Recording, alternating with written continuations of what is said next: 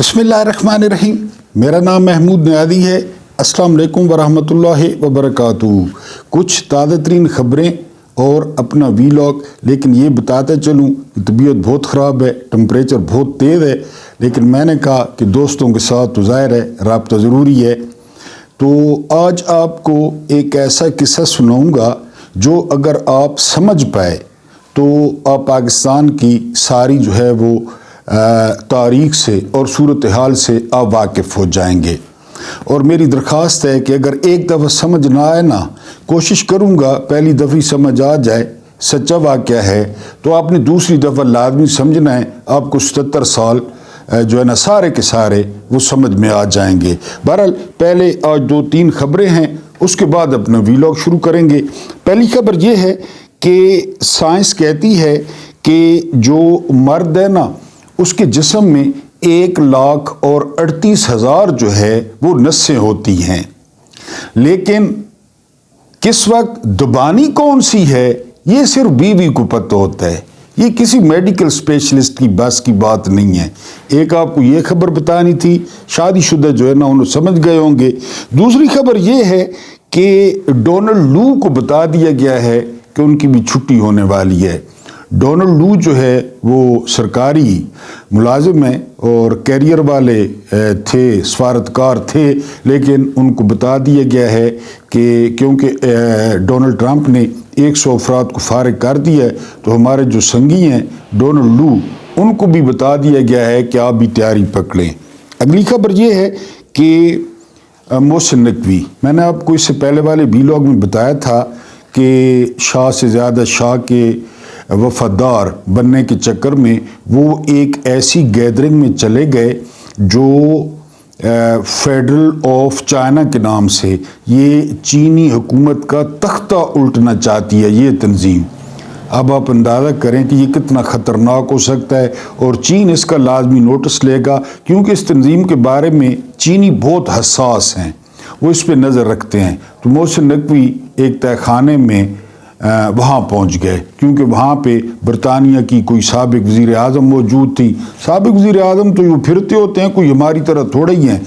तो बहरहाल वो ट्रंप के चक्कर में जो है ना वो उसके करीब होते होते वहाँ झाग गुस्से। बहरहाल आप देखते हैं चीन क्या रद्द-ए-अमल देता है। उसके बाद मलिक रियाज ने कहा है कि न सिर्फ सारे राज हैं 25 साल के, बल्कि सारे सबूत भी हैं। और ये बात मैं आपको वाज़ेह बता दूं कि वो जो राज है ना उसमें से 90% वो जर्नैलों के हैं, ये मैं आपको बता दूं। 10% यानी बिलावल हाउस बना के दिया, हर किसी को पता है, जरदारी हो गया, ओमनी ग्रुप हो गया, कोई ये जर्नलिस्ट हो गए, सहाफ़ी हो गए, लेकिन 90% जो है वो जर्नैलों के राज हैं। और उसने कहा सबूत भी हैं। और मलिक रियाज ये धमकियां दे रहा है तो फिर इनके हालात का आप खुद अंदाज़ा कर लें। इमरान खान तो फिर इमरान खान है। नजम सेठी ने इंकशाफ किया है कि इमरान खान के मुखालफिन को अब एक ही बात समझ आ रही है कि किसी तरीके से इमरान खान को ख़त्म कर दिया जाए, यानी फिज़िकली एलिमिनेट कर दिया जाए। ये उन्होंने इंकशाफ किया है, करके देख लें ये, क्योंकि फैसल वाडा कह चुके हैं कि अगर खुदा न खास्ता इमरान खान को कुछ हुआ ना तो 50 साल ये मुल्क ये आफ्टर शॉक्स महसूस करता रहेगा। ये फैसल वाडा ने कहा है 50 साल। तो बहरहाल हम तो यही तमन्ना रखते हैं कि कोई सेंस प्रिवेल करे, कोई सियाना बंदा आगे आए और इन खून आशाम भेड़ियों को रोके। बहरहाल ये नजम सेठी ये भी उसी कबीले का है, इसने इंकशाफ किया है।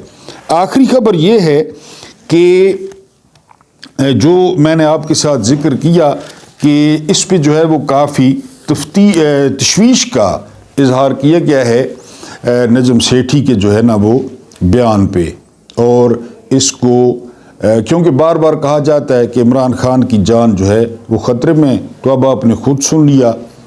अब जो आपको वाक़या सुनाने जा रहा हूँ, एक तो ये सच्चा है, दूसरा मैंने कहा कि इसको आपने समझने की कोशिश करनी है। और अगर आप ये समझ गए ना, कोई अलजबरा तो है नहीं, मैथ का सवाल तो है नहीं, वाक़या है, تو آپ جو ہے نا 77 سالہ تاریخ کسی کو بھی سمجھا دیں گے کہ ہمارے ساتھ 77 سال سے کیا ہو رہا ہے۔ جی بسم اللہ کرتے ہیں، ایک دفعہ سمجھ نہ آئی تو 2 دفعہ سن لینا ہے۔ رنجیت سنگھ سکھوں کی تاریخ کا پہلا حکمران تھا۔ سمپل سی بات ہے، آپ کو یاد ہے وہ 13 نومبر 1780 میں گجرانوالہ میں پیدا ہوا۔ اس کا والد مہان سنگھ چھوٹی سی مسل کا سربراہ تھا۔ مسل دستہ گینگ اس کا سربراہ تھا جو رنجیت سنگھ کا جو ہے وہ والد تھا۔ ان دنوں پنجاب میں جاگیریں اور چھوٹی چھوٹی سرداریاں مسل کہلاتی تھی۔ چھوٹی سی جاگیر، چھوٹی سی سرداری، چھوٹا سا دستہ، اسے مسل کہتے تھے۔ رنجیت سنگھ پر بچپن میں چیچک کا حملہ ہوا اور وہ اس کی ایک آنکھ لے گئی، یعنی چیچک ہوا بچپن میں، پڑیاں ہماری زبان میں پڑیاں کہتے ہیں، وہ جو داغ پڑ جاتے ہیں، اس سے اس کی ایک آنکھ ضائع ہو گئی۔ جی 12 سال کی عمر میں وہ اپنی مسل کا سردار بن گیا۔ 12 سال کی عمر میں وہ ایک مہم جو انسان تھا، وہ آگے بڑھنا چاہتا تھا۔ اس وقت لاہور پر 3 سکھ سردار قابض تھے پورے لاہور پہ۔ رنجیت سنگھ نے لاہور کے مسلمانوں سے خفیہ رابطے قائم کیے۔ مسلمانوں نے اسے لاہور بلایا اور شہر اس کے حوالے کر دیا۔ اکثریت آبادی مسلمانوں کی تھی۔ اس نے سکھ سرداروں کو مار بھگایا اور لاہور پر قابض ہو گیا۔ لاہور پر اس وقت اس کی عمر صرف 19 برس تھی، یعنی جب اس نے لاہور پہ قبضہ کیا۔ 1802 میں اس نے امرتسر پر بھی قبضہ کر لیا، ساتھ ہی ملتا ہے واگا بارڈر کے پار۔ 1806 میں اس کا انگریزوں کے ساتھ پہلا معاہدہ ہوا، جس کے بعد وہ وسطی، جنوبی اور شمالی پنجاب کی طرف متوجہ ہو گیا اور اس نے چند ہی برسوں میں گجرات، ڈسکا، سیالکوٹ، شیخوپورہ، جھنگ، چنیوٹ، خوشاب، ملتان، راولپنڈی، ڈیرہ اسمیل خان، ہزارہ، پشاور اور کشمیر کو اپنی سلطنت کا حصہ بنا لیا، پھیل گئی۔ 1809 میں انگریزوں نے اسے دریائے ستلج کے پار پنجاب کا حکمران مان لیا اور وہ پنجاب کا پہلا سکھ حکمران بن گیا۔ یہ رنجیت سنگھ کی سٹوری تھی، ٹھیک ہے جی۔ 1831 کا سال رنجیت سنگھ اور سکھ سرکار کی زندگی میں بنیادی حیثیت رکھتا ہے۔ 1831 کیوں؟ اس سال اکتوبر میں رنجیت سنگھ کی ہندوستان کے انگریز گورنر جنرل ولیم بیبک یا بینک، یہ نام ہے، مجھے نظر بھی ٹھیک نہیں آ رہا، یعنی جو ہندوستان کا انگریز گورنر جنرل تھا نا، ولیم بینک یا بیٹک یا بیبک سے ملاقات ہوئی رنجیت سنگھ کی۔ رنجیت سنگھ انگریزوں کی شان و شوکت دیکھ کر حیران رہ گیا۔ ظاہر ہے کدھر وہ سکھ، وہ کمانڈو میں جنگل پانی کرنے والے، اور کدھر وہ گورنر جنرل، اور پھر گوروں کا سٹائل، اور وہ بھی برطانوی گورے۔ دنیا میں اصل گورے ہیں ہی برطانوی، جن کو کوئی ایٹیکیٹس ہیں، جن کو کوئی مینرز ہیں، باقی تو لگڑ ہیں، سارے وہیں سے بھاگ کے گئے ہیں۔ وہ بنیادی طور پر کسان زادہ تھا رنجیت سنگھ، اور اس نے کبھی اسکول کا منہ نہیں دیکھا تھا۔ اس کی زندگی کا زیادہ تر حصہ گھوڑے کی پیٹھ پر گزرا تھا، ظاہر ہے 12 سال کی عمر سے۔ لہذا جب وہ گورنر جنرل ہاؤس میں داخل ہوا تو وہ انگریز کے کروفر سے مرغوب ہو گیا، شان و شوکت دیکھ کر، کروفر دیکھ کر۔ اور پھر جس طرح میں نے بتایا ہے، آپ پرانی فلمیں دیکھ لیں، گوروں کا سٹائل دیکھ لیں، درباروں کا۔ رنجیت سنگھ کو محسوس ہوا ایک منظم اور طاقتور فوج کے بغیر مضبوط اور دیر پا حکمرانی ممکن نہیں۔ یہاں سے ہر لفظ پہ غور کرنا ہے۔ رنجیت سنگھ نے جب وہ دیکھا نا کروفر، تو اس نے کہا کہ اس کے پیچھے اصل جو طاقت ہے نا، وہ ایک مضبوط اور منظم فوج ہے، ٹھیک ہے جی۔ چنانچہ اس نے تاریخ کی پہلی سکھ فوج بنانے کا فیصلہ کیا۔ اس نے چند ریٹائرڈ انگریز افسر ملازم رکھے اور انہیں ایک منظم فوج بنانے کی ذمہ داری سونپ دی گوروں کو۔ 1831 تک ہندوستان میں یہ پارٹ ٹائم فوجی ہوتے تھے۔ یہ لوگ 5,000 10,000 کہلاتے تھے۔ یہ سرداروں اور جاگیرداروں کے قبضے میں ہوتے تھے، یعنی کسی کے پاس 5,000 ہیں، کسی کے پاس 10,000 ہیں۔ یہ لوگ زمانہ امن میں کھیتی باڑی اور تجارت کرتے تھے، لیکن جب بادشاہ کو ضرورت پڑتی تھی تو یہ فوج کی شکل اختیار کر لیتے تھے، فوج بن جاتی۔ ہندوستان کی پہلی منظم فوج انگریز نے تشکیل دی تھی، برٹش انڈیا۔ یہ ہمیں بھی تحفہ ملا ہوا ہے۔ رنجیت سنگھ نے انگریز کی پیروی میں سکھ فوج بنانے کا فیصلہ کیا۔ لاہور میں آج جس جگہ انجینئرنگ یونیورسٹی ہے، وہاں اس زمانے میں ایک چھوٹا سا گاؤں بدھو کا آوا ہوتا تھا۔ بدھو کا آوا، جگہ کا نام، کوئی بھی آپ جگہ کا نام جو ہے نا وہ رکھ لیں، بالٹن رکھ لیں، کوئی بھی، یہ جگہ کا نام تھا۔ رنجیت سنگھ نے یہ گاؤں فوج کے حوالے کر دیا۔ فوج نے اس جگہ پہلی چھاونی بنائی، کینٹ کنٹونمنٹ۔ رنجیت سنگھ نے شروع میں 4,000 سکھ سپاہی بھرتی کیے۔ انگریز انسٹرکٹروں نے انہیں ٹریننگ دی اور اس کے بعد فوج میں اضافہ ہونے لگا۔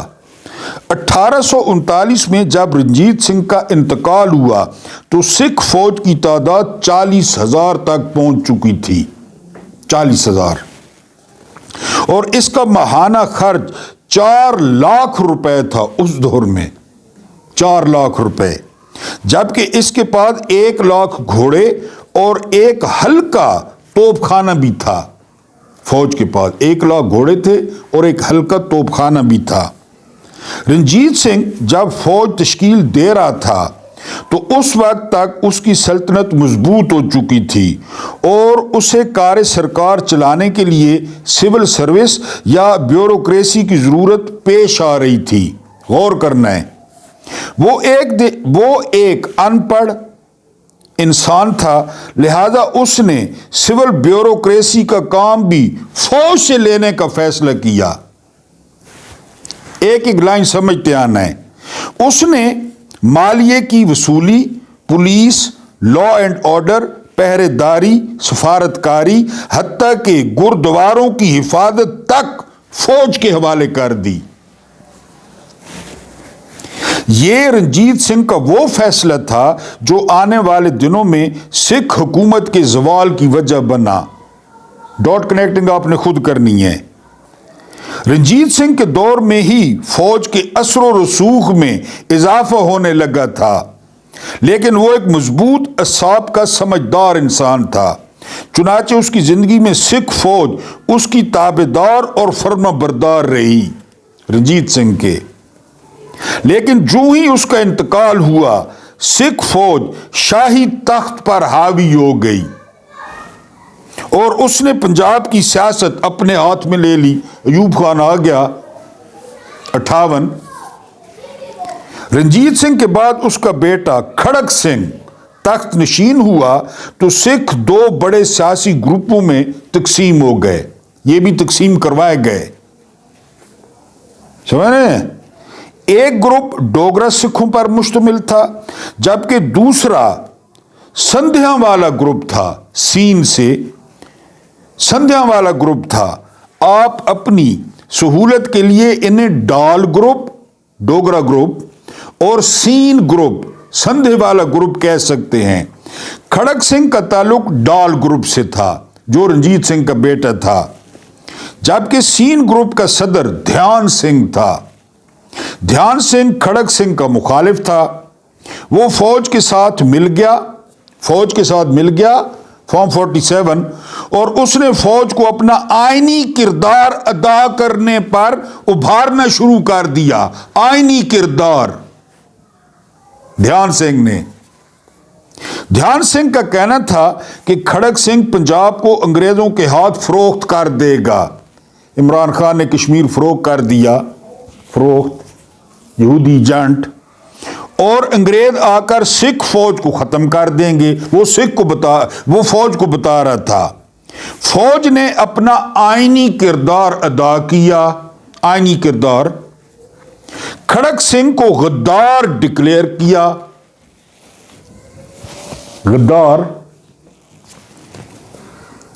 اسے تخت سے اتارا اور اس کے بیٹے کیپٹن نونہال سنگھ کو بادشاہ بنا دیا۔ ساری ساری رات تیری یاد ستاوے، کہندے میرے نین کوئی پیار نہ پاوے، دل دے کے پچتونی میں، دل دے کے پچتونی میں، بے دردی نیند نہ آوے، ساری ساری رات۔ کس نے کہا تھا فوج بنانے کو؟ بہرحال جی، نونہال سنگھ کو بادشاہ بنا دیا۔ نونہال سنگھ لڑک پن میں فوج میں رہا تھا اور فوج اسے اپنا نمائندہ سمجھتی تھی۔ ٹھیک ہے جی، فوج نے نونہال سنگھ کی کابینہ تشکیل دی تھی، ہن کہیں دیتی ہے وزیر داخلہ، وزیر خزانہ، اور یوں فوج کو کابینہ بنانے اور اپنے ناپسندیدہ لوگوں کو غدار ڈکلیئر کرنے کا اختیار مل گیا۔ غدار۔ بدقسمتی سے 1 سال بعد نونہال سنگھ حادثے میں مر گیا۔ اب سننا ہے، جس کے بعد اس کی بیوہ چاند کور تخت پر بیٹھ گئی۔ بیوہ آ گئی، پیپل پارٹی والے صاحب، تو ماں گئی، او ماں گئی، او ماں گئی۔ چاند کور سکھ سلطنت کی پہلی خاتون حکمران تھی۔ وہ ایک بااعتماد عورت تھی، لہذا فوج جلد ہی اس سے مایوس ہو گئی۔ بااعتماد عورت، ہیلو کمر، ہیلو فیس، بااعتماد شلوار قمیض، پشاوری چپل، بیس کوٹ، ایاک نعبد و ایاک نستعین، بااعتماد، مایوس ہو گئی۔ ٹھیک ہے جی، آگے چلو۔ اس گروپ کے سربراہ دھیان سنگھ نے ایک اور سازش تیار کی۔ اس نے رنجیت سنگھ کے دوسرے بیٹے شیر سنگھ کو بلایا۔ ان دونوں نے چند جرنیلوں کو ہاتھ میں لیا، جرنیلوں نے فوج کو قائل کیا اور 70,000 فوجیوں نے لاہور کے قلعے پر حملہ کر دیا۔ اپنے قلعے تھے بھائی، اپنے قلعے تھے۔ اسلام آباد کتنی دفعہ فتح ہو چکا ہے، اپنے قلعے تھے۔ چاند کور نے ہتھیار ڈال دیے۔ فوج نے شیر سنگھ کو تخت پہ بٹھا دیا۔ کاکڑ آ گیا، انوار الحق۔ شیر سنگھ کو فوج نے حکمران بنایا تھا، لہذا اس کے دور میں اقتدار عملاً فوج کے پاس تھا۔ تیرے عشق نچایا، تیرے عشق نچایا، تیرے عشق نچایا کر کے تھیا تھیا، چھیتی موڑی میں طبیبہ نیتا میں مر گئیاں۔ ماں گئی عملاً محسن نقوی، رانو، پالشیا، عملاً فوج کے پاس تھا۔ بادشاہ کے تمام فیصلے اس کا ملٹری سیکٹری کرتا تھا۔ آنکھو واہ واہ یار، واہ واہ، آنکھو واہ واہ۔ میں نے کہا جو ہے 77 سال سمجھ آ جائیں گے، اس لیے اس کا انتخاب کیا ہے۔ لوگ انصاف ٹھیکوں اور مکا کے لیے سیدھے بدھو کا آواز جاتے تھے۔ انصاف چاہیدہ ہے، ٹھیکہ چاہیدہ ہے، حلوہ، مانڈا، روکڑا، دمڑی، کھلی ولی، GHQ، ڈنگر خانہ، جی بدو کا آواز جاتے تھے۔ فوج کے پاس کسی بھی شخص کو غدار قرار دے کر پھانسی دینے کا اختیار تھا۔ ابھی سنایا ہے وہ نجم سیٹھی دن دہاڑے کہہ رہا ہے کہ جی ختم کرو، بھٹو کو کیا تھا نا، پھر وہ ویڈیو بھی بنائی خطنے چیک کرنے کے لیے۔ اور فوج ایک مہر لگا کر کسی بھی تاجر یا ٹھیکیدار کو لاکھ پتی بنا سکتی تھی۔ محسن نقوی وزیر داخلہ، چیئرمین کرکٹ بورڈ، اس کی یا وہ رشتہ دار عورتوں کی چیئرمین کرکٹ بورڈ۔ شیر سنگھ کے دور میں فوج نے قلعے کے باہر تمام زمینوں پر قبضہ کر لیا۔ DHA آ گیا تمام زمینوں پر، اور وہ یہ زمینیں پٹے پر دینے لگی، فوج دینے لگی پٹے پہ۔ فوج حکومت کی آمدنی سے نصف رقم بھی لیتی تھی، نصف رقم۔ ڈیفنس بجٹ علیحدہ اور پنشناں ڈیونیاں تے تنخواہیوں وفاقی حکومت۔ یعنی وہ زمینہ پٹے تھے اور حکومت سے نصف آمدنی. سوچ ایک ایک لائن پہ غور کرتے آئیں. جبکہ تمام سول محکموں کے سربراہ حاضر سروس فوجی بنا دیے گئے. Lieutenant general retired, major general retired, brigadier retired. ہر محکمہ تو نہیں بٹھا سکا ہے. کیوں بھائی؟ یہ افسر حکومت سے دوہری تنخواہ لیتے تھے، دوہری تنخواہ.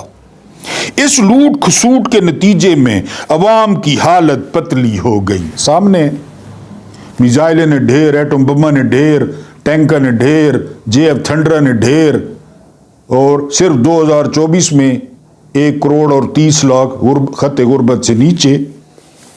لاہور میں جلوس نکلنے لگے اور لوگ سر عام خودکشیاں کرنے لگے یونان کے ساحلوں پر.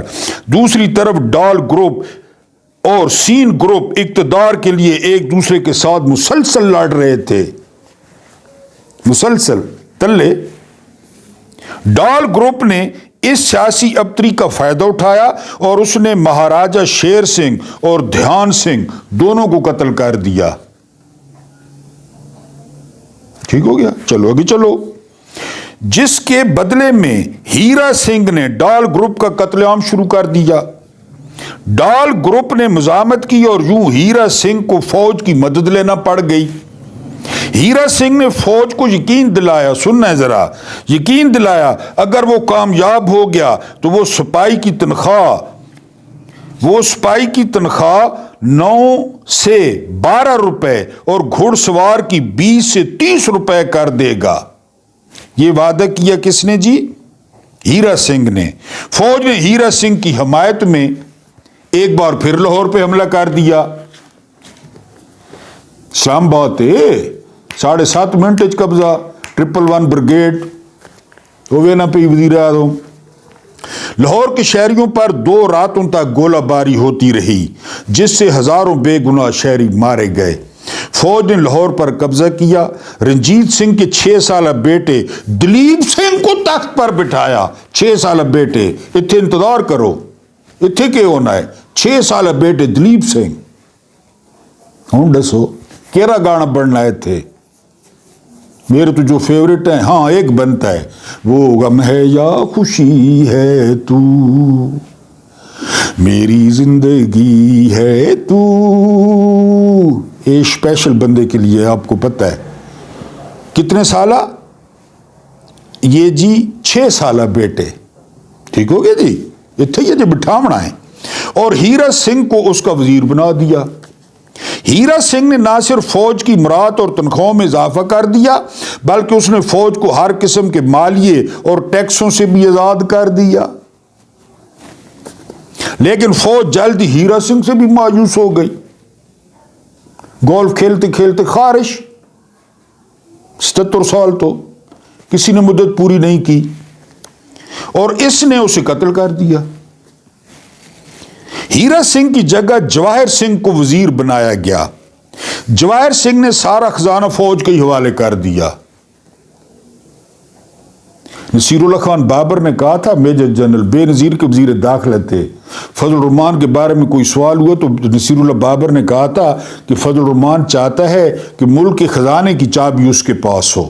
یہ نصیر اللہ بابر نے کہا تھا ریکارڈ پہ، میجر جنرل، کہ یہ فضل الرحمان کی ہلکی چھوٹی سی خواہش معصوم سی، شو سویٹ چھوٹی سی، کہ خزانے کی چابی میرے کو لوے. اس خزانے ہی حوالے کر دیا بھائی، ایک دنوں تو پھٹو نہ نل. لیکن فوج کے مطالبات بڑھتے چلے گئے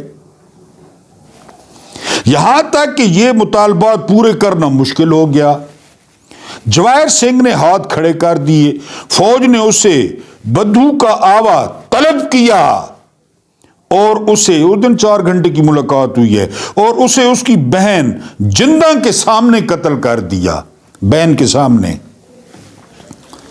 فوج نے جندہ کو 9 سالہ بادشاہ دلیپ سنگھ کا سرپرست نامزد کر دیا.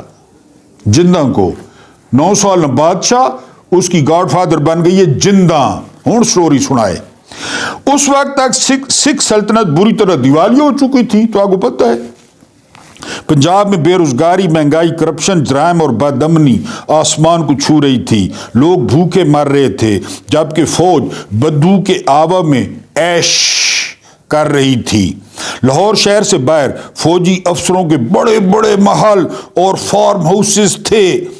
हालत ये थी, फौज का एक दरमियाने दर्जे का अफसर उठता था, शहर में दाखिल होता था और अमनो अमान और जिस दुकान, जिस घर से जो चीज चाहता था घोड़े पर लाद कर वापस चला जाता था सारी सारी रात, और किसी को उसे रोकने की जुर्रत न होती थी। जिंदा बीबी एक समझदार और मामला फहम औरत थी। उसने इस सूरत हाल का फायदा उठाने का फैसला किया। उसने सिख फौज को अंग्रेज फौज से लड़ाने का मंसूबा बनाया। लोहा लोहे को काटता है ना। उसने फौरी तौर पर दो काम किए। एक, उसने अंग्रेज को पंजाब पर हमले पर उकसाया, अंग्रेजों को, और दो, उसने सिख फौज के जवानों में जज्बा हुब्बुल वतनी पैदा करना शुरू कर दिया। शायर अली बग्गा ने गाने तराने ऐदे वफा जिंदा ने। उसने उन्हें बावर करा दिया, दुनिया में सिख जवान उससे ज्यादा जुर्रतमंद और बहादुर कोई नहीं। गाने नूर जाए पुत्र हटां ते नी विक दे, ढाबियां ते विकने हटां ते नी विकने जी, ठीक है। अच्छा जी, जिंदा बीबी की कोशिश कामयाब हुई और सिख जवान सीना ठोक कर अंग्रेज फौज के सामने खड़े हो गए। ठीक है जी, पंप जी कीता गाने। सिख जर्नैल अंग्रेज फौज की ताकत और अपनी कमजोरियों से वाकिफ थे, लिहाजा उन्होंने लड़ाई से बचने की बड़ी कोशिश की। हुण तो लड़ाई आ गई है, हुण तो DHA ते लड़न बड़न दे प्रेस कॉन्फ्रेंसां ते वो तो कौन है, हुण तो लड़ाई है, बड़ी कन्नी मारी जी। लेकिन जिंदा बीबी ने फौज में खबर फैला दी कि हमारे जर्नैल लड़ना नहीं चाहते। जवानों ने जर्नैलों पर दबाव डालना शुरू कर दिया, लिहाजा जर्नैल बुरी तरह अंदरूनी और बैरूनी दबाव का शिकार हो गए। यूं 1849 में सिख जर्नैलों को मजबूरन अंग्रेजों के खिलाफ मैदान में उतरना पड़ गया। जंग शुरू हुई तो पहले ही हमले में सिख फौज के 8000 जवान मारे गए। तो सिख खान इस मुश्किल वक्त में फौज ने अवाम से मदद मांगी। गौर तलब फिक्र है, जिस तरह जाकिर कहते हैं, गौर तलब फिक्र है, अवाम से मदद मांगी, लेकिन लोगों ने फौज के साथ लड़ने से इनकार कर दिया। तो लड़ो अगी थी हो, फौजें वैसी जीतती हैं, पीछे लोग न हो तो। उन्होंने कहा दबो, इनकार कर दिया। अगले दिन सिख जर्नैलों ने हथियार फेंके और मैदान से भाग खड़े हुए। अल्लाह खैर सल्ला। जिंदा बीबी ने लाहौर अंग्रेजों के लिए खोल दिया। अंग्रेज आए और सिखों की पहली और शायद आखिरी सल्तनत तारीख का ऐसा बन गई। वो आए जिन्हें ढाके बम चलाए। इस शिकस्त के बाद फौज का लफ्ज सिखों में तहकीर का और नफरत का, जिल्लत का निशान बन गया। किस तरह? यह सिलसिला आज तक जारी है। आज भी जब 2-3 सिख इकट्ठे होकर किसी जगह जाते हैं तो देखने वाले उनसे पूछते हैं, ये फौजां कित्थों आई ने? ये फौजें कहां से आई हैं? ये फौजां कित्थे जा रही ने? ये फौजें कहां जा रही हैं? और वो हंसकर जवाब देते हैं, फौजां लाहौरों आई ने। जबकि 150 साल गुजरने के बावजूद आज भी जब कोई सिख सीना तान कर खड़ा होता है तो दूसरा सिख उससे कहता है, मैं बुलामत जिंदा नू, बुलामत जिंदा नू, मैं जिंदा को बुलाऊं, और वो सिख शर्मा कर सीना अंदर कर लेता है। नोट, ये महज एक तारीखी वाकया है, इसका मौजूदा सियासी और फौजी हालात से कोई ताल्लुक नहीं। ये डिस्क्लेमर है। तबीयत वैसे ख़राब है, दुआ आपने करनी नहीं है, क्योंकि मैं आपको याद नहीं आऊँगा। मैं कोई दोशीदा तो हूँ नहीं कि आपको याद दूँ। मैं तो मुझों वाला महमूद न्यादी हाँ। दूसरा, पी का एक्ट इतना ख़तरनाक हो गया है कि 7 साल कैद और 3 साल कैद। بس یہ دعا کریں کہ اگر قید ہوئے تو 3 سال ہوئے، یعنی اللہ پاک تو کو آسانیاں عطا فرماوے، آسانیاں ونڈوڑنی توفیق عطا فرماوے۔ میرا رب کریم تواڈے اور میرے مرحومین نی مغفرت فرماوے، اور انہاں نال عدل نہ نہیں بلکہ رحم نہ اور احسان نہ معاملہ فرماوے، کہ جیڑا تسا میرے کو برداشت کرنے ہو اس نہ بہت بہت شکریہ۔